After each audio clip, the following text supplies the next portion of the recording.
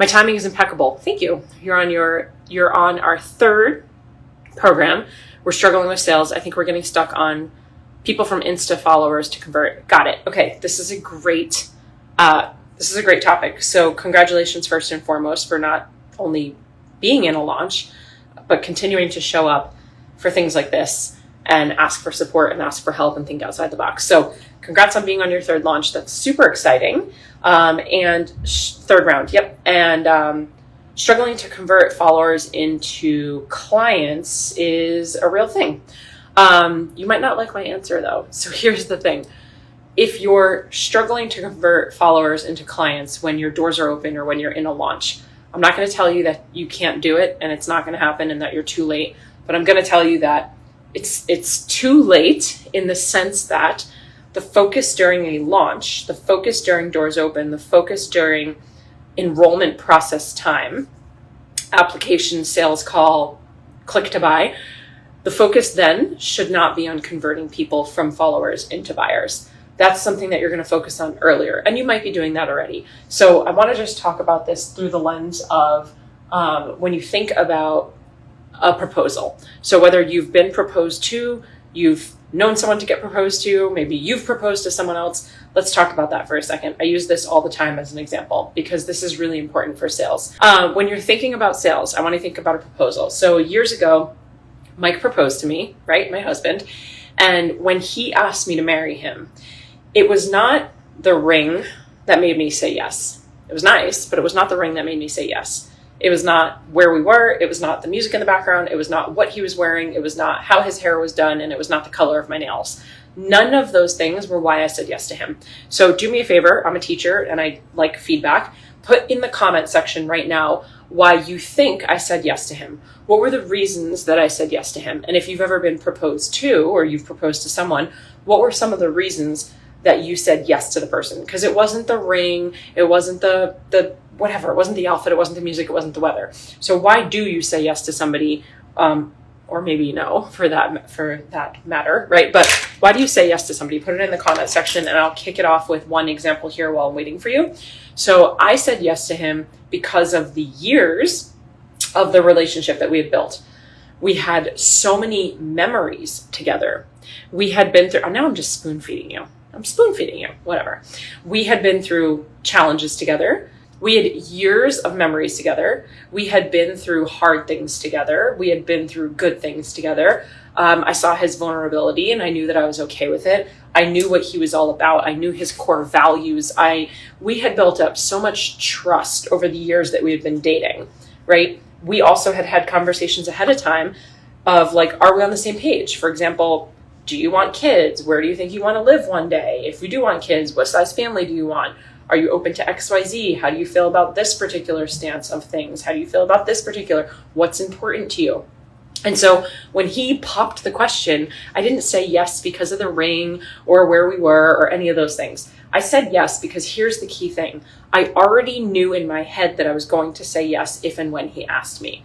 This is huge with sales. Your customer, your client, your follower, your audience member, they already know in their head. If you put an invitation out, if you propose, if you open the doors, if you let them know about a way that they can work with you, they already know in their head if they're going to say yes or no, based on the trust that you've built, the conversations that you've had. Maybe those are one-sided conversations, but who do you stand for? What do you stand for? Who do you not stand for? What do you not stand for? What are your core values? Are they in alignment with this person? Now, the thing with sales is you could not even know that this person exists in the world, and they have already made the decision in their head because in their world, you exist. In their world, they agree with you. In their world, you have something that they want. In their world, they're super attuned to it all. So when you're thinking about sales, the yes happens before the ask, right? So I knew I was going to say yes to Mike when he proposed to me before he asked me. Your audience, your clients, your email list, they know that they're going to say yes. Now, asterisk, they know that they're going to say yes, barring it's the right time and the price point something they can like swing and they see the value in the invitation.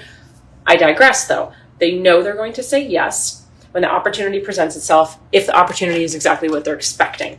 because of the know, like, and trust, because of the content, because of the values and all of the things that we're talking about. So if you're in a launch and you're struggling to convert sales, that tells me that it's a messaging problem. It is not a leads problem. It is not my audience isn't converting problem. The problem, the issue here is most likely a messaging problem. And with messaging, that also could mean that your audience, your leads, the invitation, it's not landing because they don't see the value of the transformation. They don't see the value of what it is that you're going to offer. Now, last week we talked a bunch on one of the lives, I think it was on Friday, and I gave the example of if I had like a bottle of water and I had a cup of water and you offered me a thing of water for $2, I said, no, thank you, I don't need it, right? Because I literally have my own water. I don't need your water. But then I'm out in the desert and I'm dying.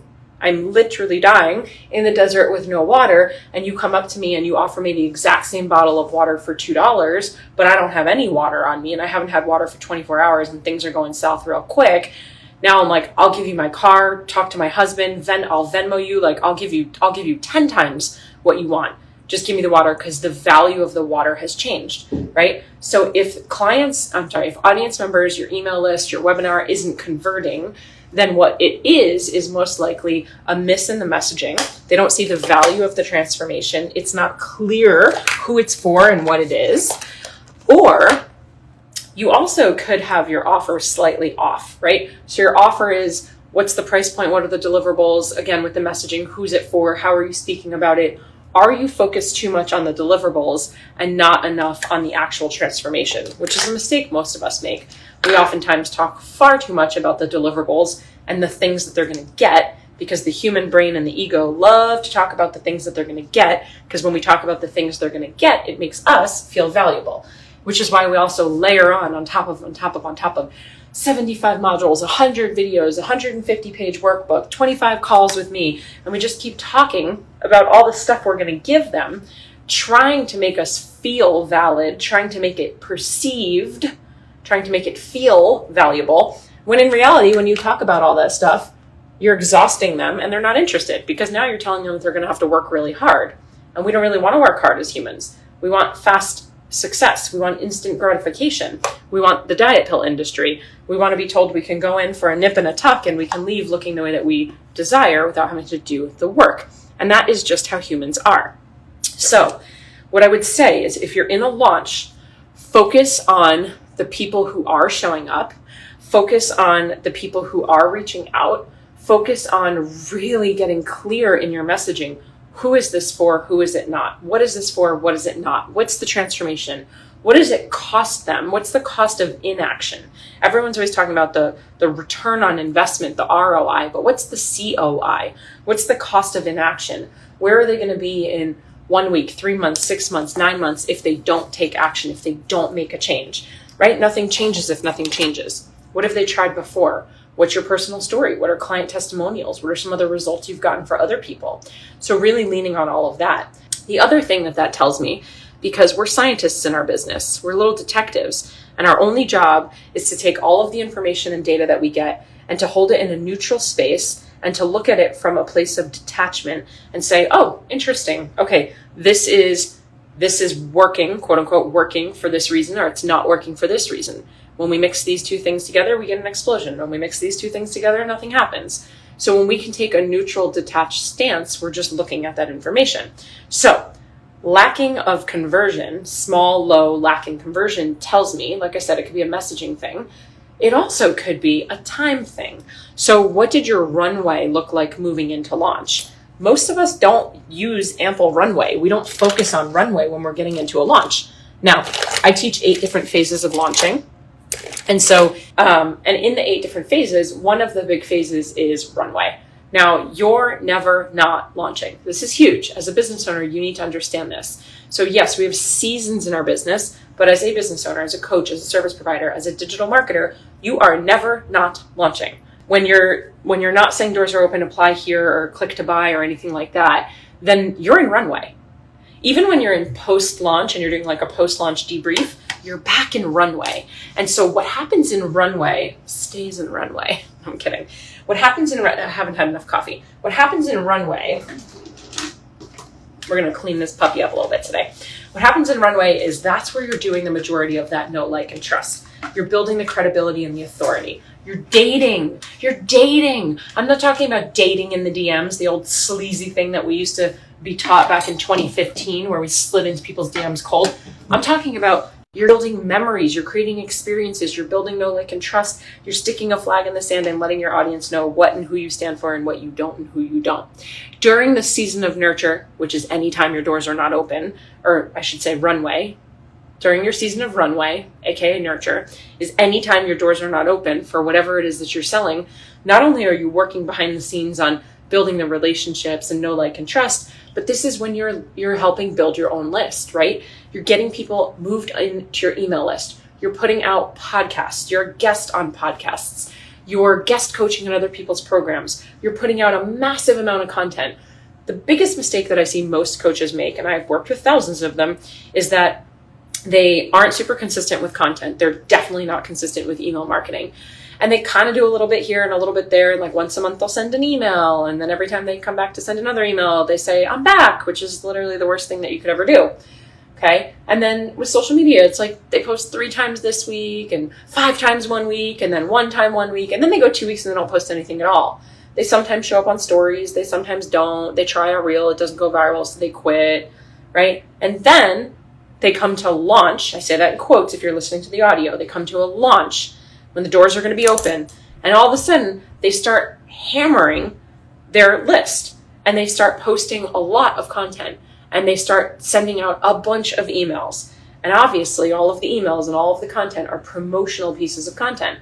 And so now they're telling people to join their program. And they're telling people to DM them. They're telling people to apply. And they're telling people to, click the link and buy. And then it's not converting. Well, go figure.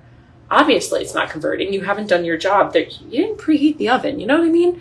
You can't take your foot off the gas. And then the other thing that happens is when they do that, oftentimes, and maybe this is you, maybe you're brave enough to say me in the chat box, you go pedal to the metal, all hell breaks loose, like 110 miles an hour. You're in your launch. You're doing everything. You're doing your lives. You're showing up on podcasts. You're doing 2 posts a day. And then as soon as it's over, regardless of what your results look like, you've now burnt yourself out. You take your foot off the gas, you put your feet back up on the table, and you eat your bonbons.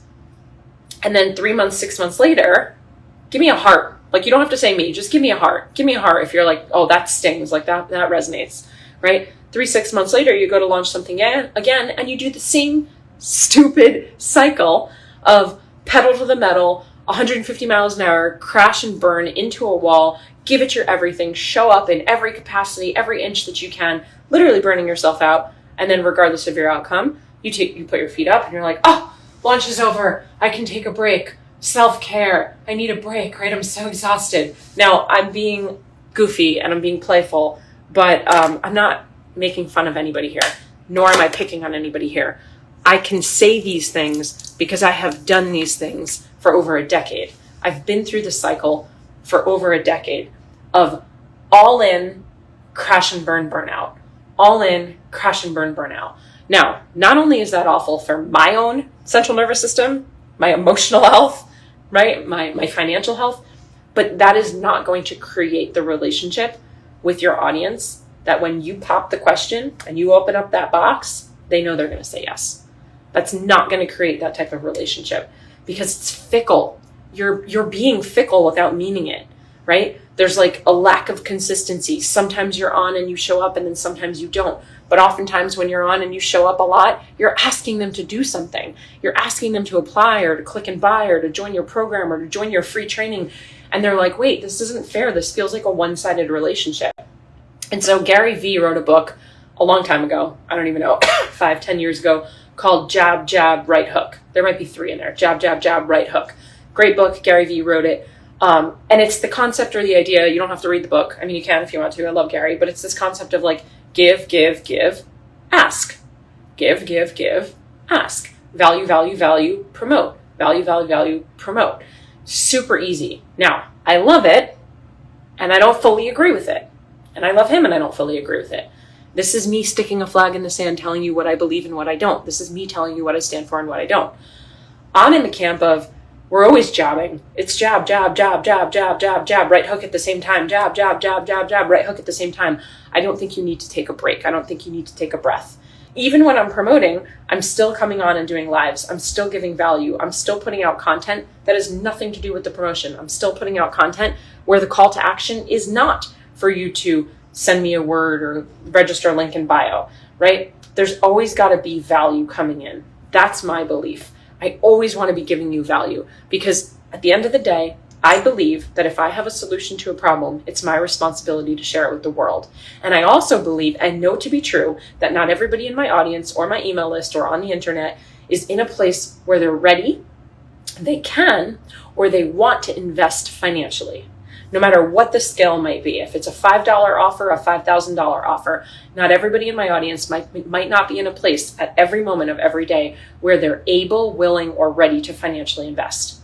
And so if I truly wanted to make an impact, if I truly just wanted to help people, if I really just wanted to get people moving the needle in their business, moving through their mindset, growing and evolving, then would the only way that you could get that information from me be when you pay me? No. That I wouldn't really be in it for the impact. I wouldn't really be in it to help other people. So my belief is that my content, YouTube page, podcast where we drop 3 episodes a week, email list, text message list, my social media accounts across all platforms that we're on, the amount of value that I give is insane.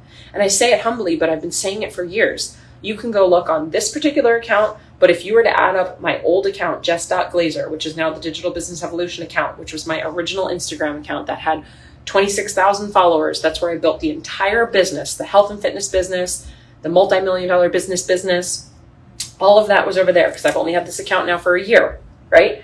If you were to go and you were to read through all of the content, you could literally build $1 million business off of the content that I give away for free. So why haven't you? Because we need more than information. If we only needed information, we'd be reading out of the encyclopedia. If we only needed information, we all have consumptionitis, right? Inflammation of the consuming. We all have it. It's 2023. If we only needed information, we have books and podcasts and YouTube and Google and Pinterest and social media. If we only needed information, we'd all be perfectly fit with the best mindset, with the businesses that are booming, with the relationships that are thriving. We'd all be where we want to be. We'd all have what we want to have. We wouldn't need even this whole industry. We wouldn't need help. We wouldn't need coaches or doctors or whatever it would be. But that's not the case. And that's not the case because we both know, give me a heart if you agree with me, information's not the missing piece. Give me a heart if you agree with me. Information's not the missing piece. The information's everywhere. And most of us, what we're teaching, what we're sharing is not proprietary. So you can Google a lot of what I teach. You can find a lot of what I teach from another coach. But the reason that you work with me, the reason that you're on this live, the reason that people join my programs is because of me, because of the way that I teach and my mannerisms and how I show up and what I stand for and what I don't. And the same reason why there are a lot of great men in this world, but I said yes to Mike. Because we had the relationship, the trust, we had the experiences together. We were on the same page. He made me laugh, right? There's all these things. And the same thing happens when someone's hiring a coach or a service provider. You are the secret sauce. People are going to buy from you because you are you. People are going to buy from you because of what your interests are and where you went to college and what your dog looks like. It's crazy to say that, but it's true. We connect with people on a deeper level thanks to social media. And we connect with people through things that remind ourselves of ourselves. We connect with people through like-minded thoughts and activities. When I share things about dance, if someone hates dance or hates art or hates fashion, they probably don't love following me. When I share things about interior design, which have nothing to do with my business, I get lots of comments when people like that type of stuff, right? Oh, I love that. I do that too. I didn't know you were into that. When we did RV life, we got all these new followers from people who were digital nomads doing RV life. And people would be DMing me all these things about RV life. And I'm like, I don't even know what you're talking about. I'm not like a camper. I'm not a camper. This is new to me. But this whole ecosystem, this subculture, connected. I got connected to a subculture because of it. Okay. Follow-up question. In a launch, as well as struggling to convert a waitlist, thoughts on polling them post-launch to find out why they didn't join? 100%, we do this every time. So 100%, I love this idea because you're collecting data, and that's what we want to do as scientists. We want to just collect data. So we generally, after a launch, will send out a survey. Not so much a survey. We like to do an email. You can do this in like Google Forms. You can do this in SurveyMonkey or whatever, or you can do it in an email. And we do it inside of an email. And there's like embedded links inside the email. And we'll ask people like, hey, I noticed you didn't join XYZ program. Totally fine. Doesn't matter. No pressure, no hard feelings. Just curious. You could either ask what they're looking for instead, what would have been more helpful, or, just curious why you didn't join, because my team and I want to be able to best support you moving forward. And you can leave answers of, it wasn't the right time. I didn't fully understand if it was for me. It really is just an investment thing right now. Or, life is crazy. Can you circle back? Or I plan to join the next one. Keep me in mind or whatever. And so you could give them 3 or 4 different answers that they can respond to. And you want to make sure that you're tagging them appropriately, whether it's your email marketing platform or like a Google form or whatever. Don't just ask them questions and do nothing with the answers. Ask them the question and then take the responses. Have those somewhere so that if you did want to follow up with people in the future, if you wanted to circle back, it's also going to be pretty good market research. If everybody says it was a price problem, that does not mean you have to lower your price.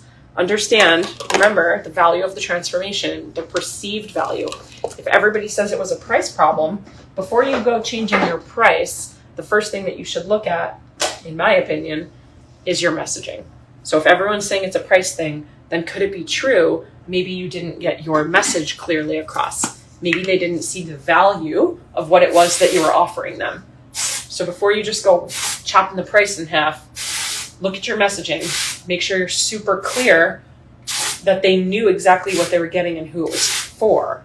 And then reversing out of that, because we're always going to reverse engineer everything, after you look at the answers and you look at your messaging, then keep going backwards and look at your content, right? When we talked about runway before, look at your content. What type of content were you putting out ahead of time? How often were you telling your story of investing in a coach? How often were you talking about your first investment? Did you share any testimonials of people who, quote unquote, didn't have the money, but they did it anyway? So look at your content and how well did you prepare people with the content of kind of like imagine if, and when you get here, and this is the thing you haven't tried, all of that. I'm super grateful for you being here. I'm going to go pop off. This was another fabulous Coaching Over Coffee live Q&A. So thanks so much for joining me. We come on every Monday through Friday. Remember, I don't save these to my Instagram, but I do sometimes put some of these episodes up over on our podcast, Digital Business Evolution Podcast. We are 2 to 3 episodes per week. So make sure you go give that a listen. Get your questions ready for tomorrow. Come prepared, ready to ask anything. There's no stupid question. You can see also that when one person asks a question here, we start to snowball, we go off on a tangent, and usually other people come up with questions that are related too. So awesome questions today. Thank you so much for being a part of this. And as always, how we end every episode, cheers to your evolution. Thank you so much for tuning in. If you loved this episode, I invite you to be a part of our ripple effect and share it with a friend. And please, if you feel called, take 30 seconds to leave a 5-star review, and I'll be forever grateful. Until next time, cheers to your evolution.